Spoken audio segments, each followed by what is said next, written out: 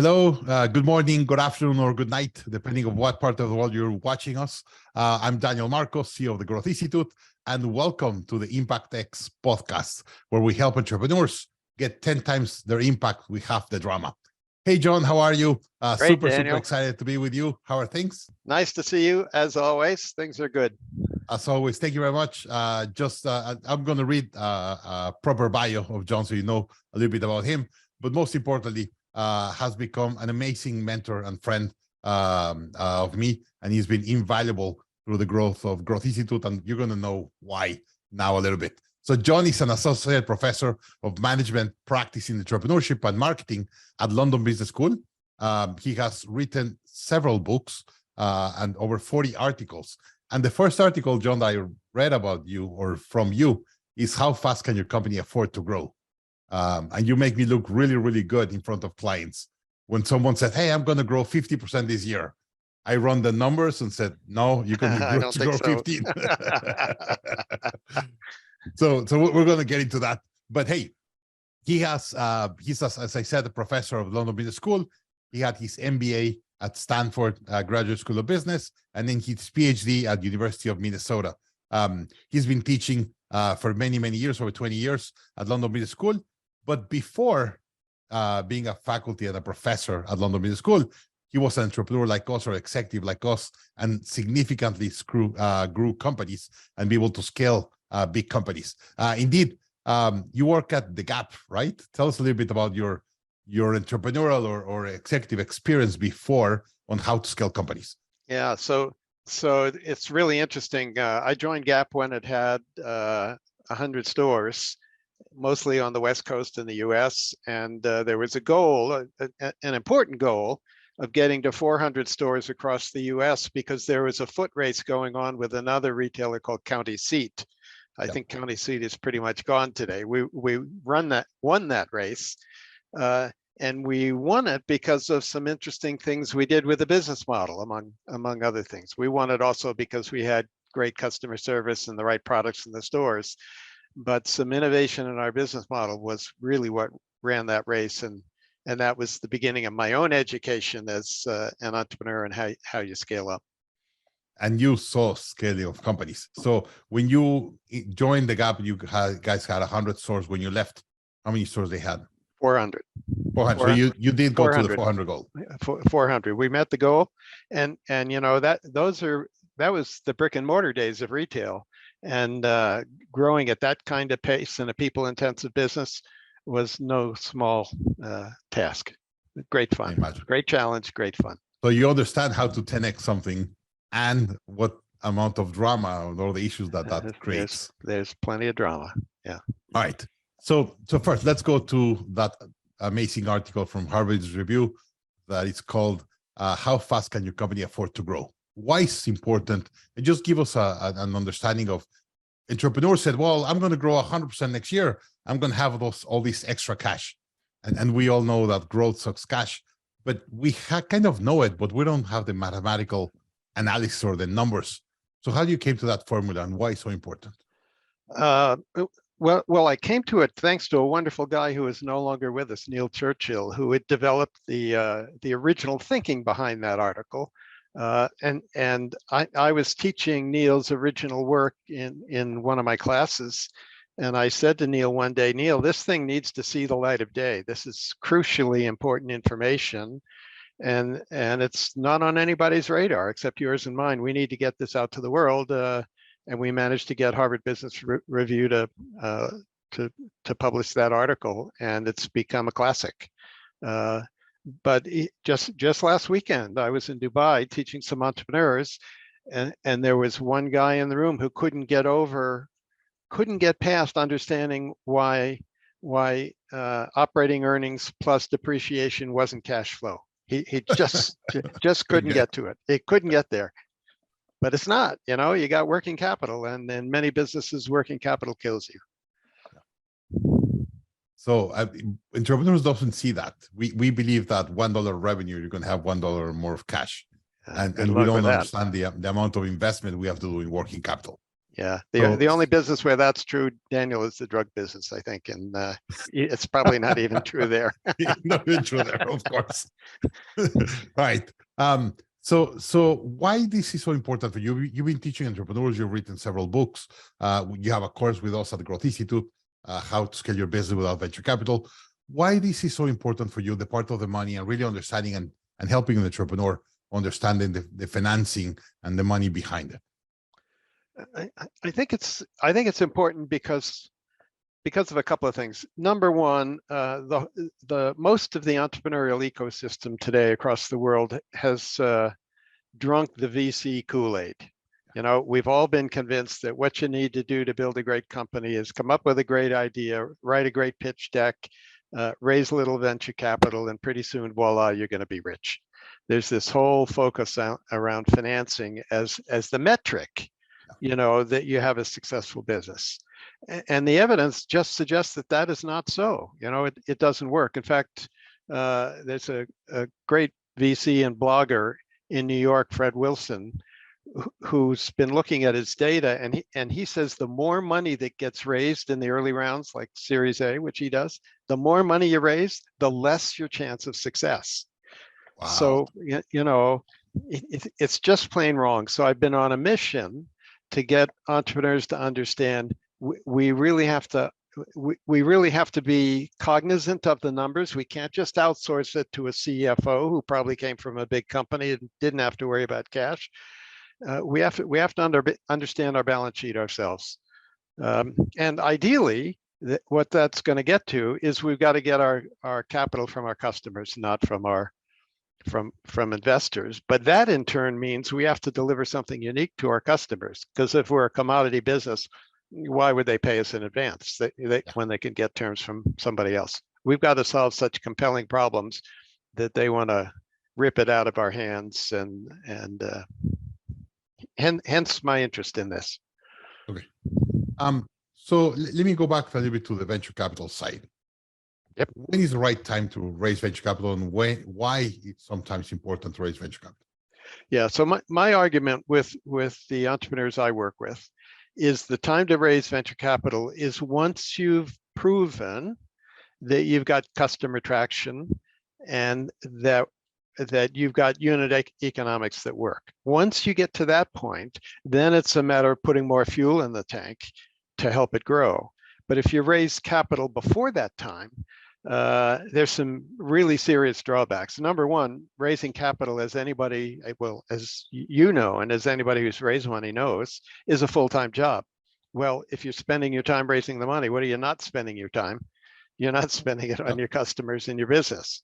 Number two, once you raise check number one, to what does your attention turn? Where am I going to get check number two, right? So this distraction lasts a really long time. That's a major drawback.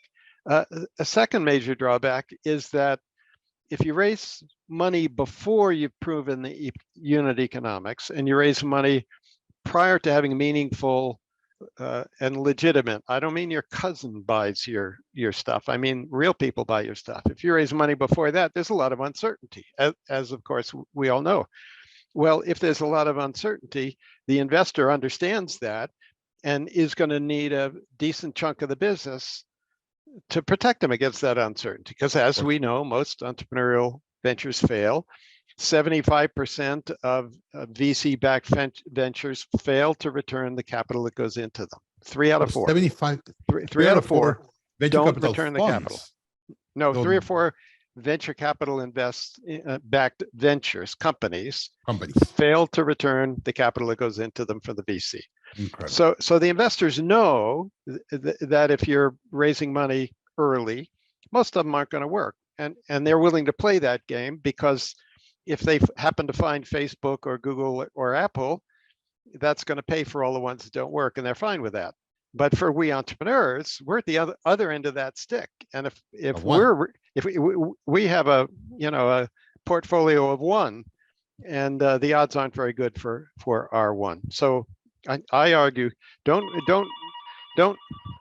raise money early when there's a lot of uncertainty. Get past the market risk, And when you've found your way to a business model that works and unit economics that work, then you'll have a queue of VCs outside your door, by the way, and you'll get the money on much better terms. Right. You told me some years ago that said it's much easier to convince one investor to give you money than convince 1,000 clients to give you money. Do the hard work first and get 100 or 1,000, whatever. Yeah, exactly. And you told me that creates the rigor of the entrepreneur to really build a product or a service that their clients are willing to pay for. That's right. You're building the business for the customer because, as Peter Drucker said a long time ago, if you don't have a customer, there's something else you don't have, and that's a business. So in your book, you have a book called The Customer Funded Business. Yep. And that's precisely this. The business are funded with their customer. You said there's 5 models. So tell us quickly about the 5 models so we could understand how can we finance the growth without investors, at least at the beginning. Right. So there are 5 models. The first one is what I call pay in advance. You simply get the customer to pay in advance. And of course, if you're a service business, most businesses do that anyway, right? If you're going to hire an architect to design your new kitchen, you're going to pay the architect something in advance before they begin to do the work. So service businesses always do that, but any kind of business can do that if they've got a solution that solves a compelling problem. So that's one, pay in advance. Second one is be a matchmaker. That's what Airbnb and eBay and all those companies are. They just bring together buyers and sellers. And because they never own, never even touch what's bought and sold, they don't need very much capital, assuming that there's a compelling problem on both sides of the dyad, that the customer really has a need for the matchmaker to make that match, and the supplier has a need as well. If you don't have it on both sides, then you're going to spend a lot of money getting suppliers if you don't have it on that side, or getting buyers on that side. So you got to have a compelling need on both sides. So that's the second one. So pay in advance. Number 2, matchmaker model. The third one is, let's see, in what order do I want to do these? Subscription models. So we all subscribe to stuff, right? Netflix and the Wall Street Journal. When do we pay? We pay in advance, right? Again, we can take that money and we can use that money to do all the things that are necessary to build the business. The fourth one is what I call a service to product model. So when Microsoft started, they were a service business. They wrote operating systems, as most people know, for the early PC makers, and each operating system was tailored to that contract for that maker. Pretty soon they figured out all these operating systems look pretty much the same. So why don't we just write one, and we'll call it MS-DOS, and we'll put it either in a shrink wrap box or we'll download it with the new PC. And transforming that service into that product is where the value of Microsoft really took off. And many service businesses could figure out some service they're delivering.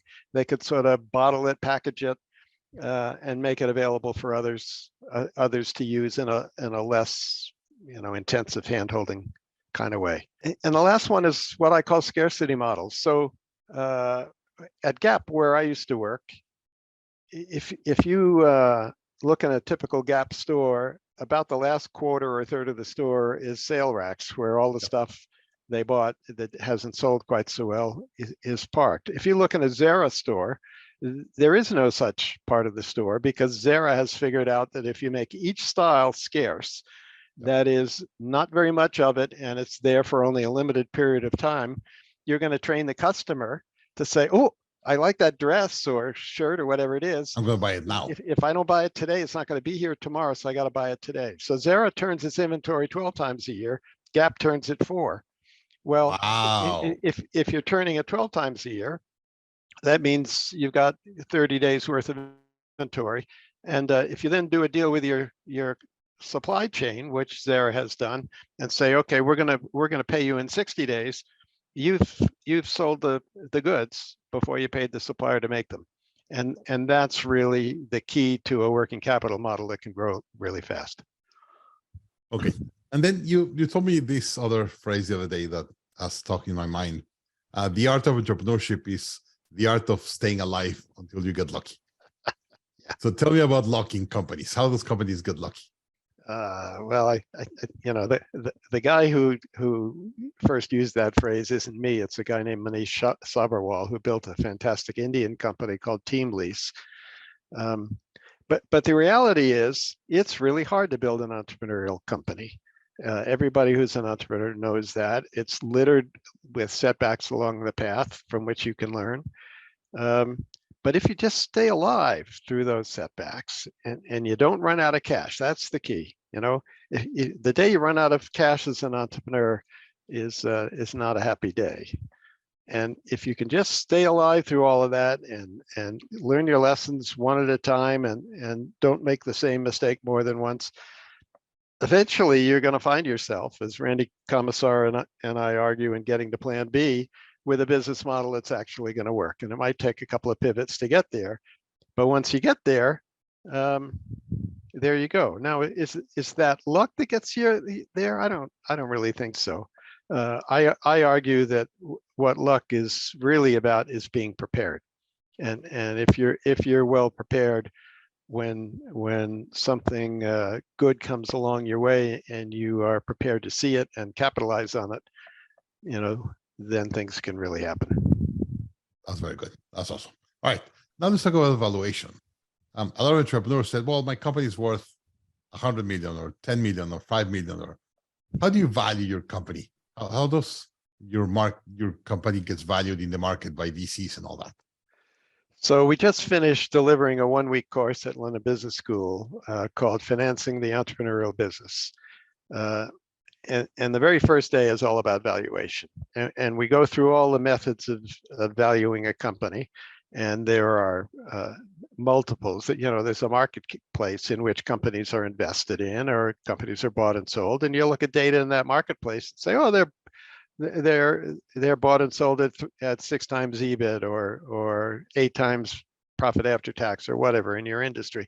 So you can look at all those multiples and apply them to your business. That's one way you can do it. The second way you can do it is just look at the balance sheet and see what the net asset value is. But of course, the net asset value in many companies reflects neither the current value of the assets that are on that balance sheet. So for example, some of those assets may have appreciated in value, nor does it reflect the earning power necessarily of those assets. So especially in service businesses that are pretty asset light, the balance sheet doesn't show a lot of net asset value, but boy, they can sure create earnings. So those are two ways. And then the third way is you do what the finance theorists want you to do, which is run a discounted cash flow model. And you look at your investment you're going to make, and you project what the returns are going to be and what the thing's going to be worth at the end of 5 years or 10 years. And you discount all those returns back and you say, aha, it's going to be worth this today, and that's what I'm willing to invest. In reality, those are all inputs to the process. But the real value of a privately held company is what a willing buyer is willing to pay a willing seller. And most of the time, that means both parties will leave the transaction roughly equally unhappy.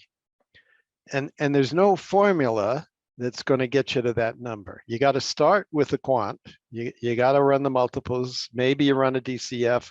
Maybe you look at a net asset value. But what's really going to drive the valuation of an unlisted company is the motives of the buyers and sellers, the context of what's going on in the industry at that time. It's the qualitative factors around that transaction that are going to be much more influential in getting to a price that people are willing to agree on than the numbers alone. Okay. All right. Awesome. Why does entrepreneurs really care about revenue and not about profit? We see a lot of entrepreneurs that they have like a badge of honor talking about the revenue, and very few really understand the impact of profit and really run businesses that are profitable. Yeah. I think part of that has happened because of this venture capital phenomenon we've been in these days. Investors like SoftBank have learned that if they pour money into a startup and use that money to buy one customer after another, regardless of whether those customers are actually worth what they're being acquired at. They can build what appears to be a very fast-growing business that may turn profitable in the future, or may turn out to be a house of cards. And I think what we're beginning to see, and particularly SoftBank has begun to see, is that process is a pretty risky process. And I think what's happened is many entrepreneurs have looked at the poster children, the companies that have done that and raised lots of capital, Groupon and Uber and Airbnb and all of them. Some of them highly unprofitable. And they said, well, profit doesn't matter, because as long as I can raise another round, I'm going to be good. Well, my question to them is, what happens when you can't raise another round? Like today. Like today, exactly. Yeah. All of a sudden, all those assumptions you made get called into question. And if you don't have unit economics that actually work, you're going to be toast. Right. All right. So on the financing side, if you don't finance your company with VCs, you go to the 5 models that you talk about, the customer funded business in your book. What other options have you seen successful entrepreneurs financing the growth of their business? I don't think. What about friends and family? Do you treat friends and family or those kind of funds like VC, or you treat them differently? Yeah, I mean, yes, there's friends and family money, typically for early stage stuff. But entrepreneurs need to recognize that when they raise money from friends and family, most likely they're raising it not because of the inherent merit of the business, but because the friend or the family member loves you. Yes. and that's very helpful. I raised 3F's money for one of my ventures a long time ago, and that was very helpful to have, and it got us started. But the fact that I was able to raise that did not necessarily indicate that I had a viable venture. So yeah, you can do that. You can look to banks, but going hand in hand to banks, especially early in the life of a company, is very difficult. Banks don't want to take the risk, and they shouldn't. And I tell my students in our London Business School course that there are really only 2 kinds of risk. There's financial risk and there's commercial risk. Commercial risk is the risk that the cash flows you think you're going to get actually don't materialize. Yep. Financial risk is the risk you take when you load up your business with debt, and given the covenants that come along with that debt, if you don't make your numbers, you may no longer own your business either, because the debt holders may take it over. Well, I think it's fine to take one of those kinds of risk and work your hardest that you can to mitigate or manage it. I think what's not fine is to take both of them at the same time.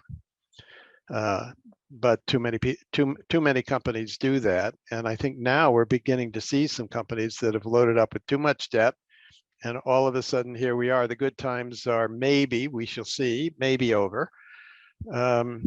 And the revenue's not quite there, and costs are going up, supply chain difficulties, and all the things we're seeing today. Life's getting tough, and if you've got a lot of debt on your balance sheet, that makes it way, way tougher. So yeah, we can take money from banks, but it's risky. Is there a rule to be able to decide how much risk or like, what's kind of the best way of saying, hey, this is how much I'm willing to risk, or this is how much I'm willing to put of debt in the company? Because we said, okay, how much you need, or whatever the bank will give me, right? And you maxed out whatever you can. There has to be kind of a rule or a way of thinking to really understand what's the maximum risk or debt that you can get. Daniel, I think actually that it's a very personal decision how much of those kinds of risks you take. Some entrepreneurs are happy to run their business on a knife edge for a very long time in an effort to grow it as big as it can possibly be, and they're willing to take high levels of either or both financial or commercial risk in order to reach the promised land. And sometimes that pays out, sometimes it doesn't, and that's okay, but that's a conscious choice they should make. It shouldn't be an unconscious choice. Other entrepreneurs say, you know what, I don't want any debt at all. So there's a guy named Ajit Prabhu that has built a wonderful company based now in Singapore, but was started in the US doing engineering outsourcing. And these days, companies that hire a lot of engineers have a problem. They can't get enough of them. Yes. And so Quest Global sources engineers, many of them in India, many but not all in India, and provides a source for companies that need engineers that they can't hire, or that certain kinds of engineering can be done by lower cost engineers that don't require the high level of skills that they might have for their other engineers. Ajit does not like debt, period. And so he has he came to the US with $60 in his pocket to do a PhD at Rensselaer Polytech. And today his business now, what are we, 20 years or so later, is raising around at a $1.5 billion valuation. Wow. Impressive. And he's done it all without debt, and he's raised 2 rounds of private equity relatively recently. And for both of those rounds, he told the private equity investor, "Yeah, I'll do a deal with you, but you can't put any debt on my company." That's for private equity is hard. Imagine that. Yeah. And yet he's got the best private equity people in the world, you know, on his cap table. So I think it's a very personal decision. I don't think there's a rule of what you should do. How much risk? Okay. I heard you're finishing a new book. I have just finished the book, and it's published a couple of weeks ago now. Oh, it's not published now. I haven't seen it. Yeah. Okay. Yeah. So tell us about Break the Rules. What is the book about, and who should read it? So the title is Break the Rules. The subtitle is the 6 counter-conventional mindsets that help entrepreneurs, or the 6 counter-conventional mindsets of entrepreneurs that can help anyone change the world. So it's about what we do up here as entrepreneurs in our head, our habits, our dispositions, that when we see an opportunity, cause us to react to that opportunity in a way that is fundamentally different from most successful business people. And I wrote this book because I think we need today much more entrepreneurial behavior in the world than we have. We have too many slow growing large companies that continue to replace jobs with capital. That doesn't help put the world to work. And of course, we have entrepreneurs doing fantastic things, trying to change their little part of the world. But I think these days, at least what I find at London Business School, where I work, is almost everybody wants to either be an entrepreneur or they want to work for a really fast growing company. Well, to do that, you're going to have to be more entrepreneurial. But I said to myself, well, what does that mean to be entrepreneurial? So I went back and I looked at the body of work I'd done over the last 20 years, and that comprises more than 50 case studies and 3 other books. And I wanted to say, what is it that is the secret sauce that makes entrepreneurs who they are? And it turns out there are 6 mindsets that they adopt and do differently than other business people, and that enables them to overcome assumptions, to skate around obstacles, to mitigate risk, and to grow way faster than the typical company does. All right. Okay. By the way, just bought it while you were explaining it. I just bought it in Amazon. Cool. That's I great. hope a lot of you buy the book. Yeah. Everything that John writes, it's extremely worth it. Customer-funded business changed my business. Indeed, remember, John, that when you and I talked last, I told you we implemented 5 of the models at Growth Institute. Exactly. That might be a record, Daniel. I need to implement everything that I read and I learn how to implement. So went straight to that. All right. So John, where can people follow you? If someone wants to learn more from you, or you have some social media, LinkedIn, where do you want them to follow you? Well, I'm on LinkedIn. I write books. The best thing they can do is to read my books, because each of those books has been written. There are 4 of them now, and each of them has been written to solve a particular problem that entrepreneurs face. You know, the first one, The Customer Funded Business, when I wrote that book, that was published in 2003, at least the first edition was, there was nothing in the literature to help entrepreneurs say, is this opportunity actually any good? Why should I expect this opportunity to work? So that was a fundamental problem, and it needed that book to solve it, in my view. In 2009, Randy Commissar and I wrote or published Getting to Plan B, because everybody was talking about business models. Every third sentence in every entrepreneur's speech was business model, business model, business model. But I didn't think anybody knew what they were really talking about with business model. And Randy had been working in that arena too, and didn't think anybody had an idea of a process about how you get to a good one. So we wrote a book to deal with that. And then we wrote The Customer Funded Business to help entrepreneurs see it's not all about raising capital and one round after another, but you can get the customer effectively to be your VC too.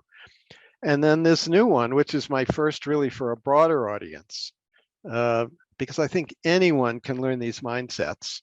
And if they so choose, not everybody chooses, but if they choose, they can make at least their corner of the world a better place by putting these mindsets to work. That's very cool. All right. John, thank you very much. Really appreciate your time and always all your amazing thoughts for entrepreneurs. And you've helped me do not make big mistakes on financing and all that. Every time I want to talk about financing debt or equity or whatever, I always call you and you give me your thoughts on that. And you have helped me a couple of really important times. So thank you for that. Daniel, pleasure to talk with you, always. Thank you.